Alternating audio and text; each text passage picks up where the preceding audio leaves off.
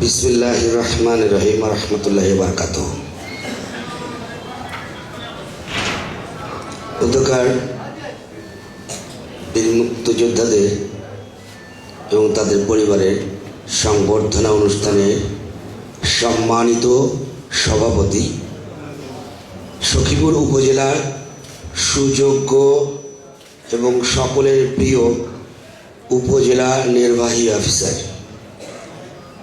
যাকে আমরা কম বেশি খুব অল্প দিনেই পছন্দ করে ফেলেছি, এবং উপস্থিত সকল সম্মানিত অফিসারবৃন্দ এবং আমার পরম শ্রদ্ধার মুক্তিযোদ্ধাগণ, আজকের এই দিনে আমি আজকে অফিসার ইনচার্জ কোনোদিনই আশা করতে পারতাম না, যদি না এই মুক্তিযোদ্ধারা বাংলাদেশ নামক এই ভূখণ্ড আমাদেরকে উপহার না দিতেন। আমি ওই চাকর হিসেবে থাকতাম অথবা কনস্টেবল হিসেবে থাকতাম, আজকে আর চেয়ারে বসতে হতো না আমাদেরকে।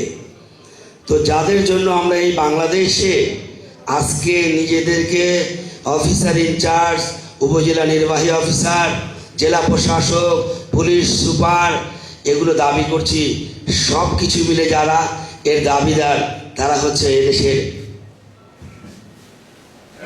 সর্বকালের সর্বশ্রেষ্ঠ সন্তান মুক্তিযোদ্ধা। আমি তাদের ঋণ কোনোদিনই আমি শোধ করতে পারবো না। তবে আমি শুনেছি, আমার জন্ম যেহেতু ৭৩, আমি আসলে গল্প শুনেছি। আমার এখনো মন চায় যুদ্ধ যদি লাগে আমি যাব ইনশাল্লাহ। তো মুক্তিযোদ্ধাদের গল্প আমি অনেক শুনেছি, আমি অতটা বলে সময় নষ্ট করব না, আপনাদের ধৈর্য ত্রুটি হবে। আমি কিছুক্ষণ আগে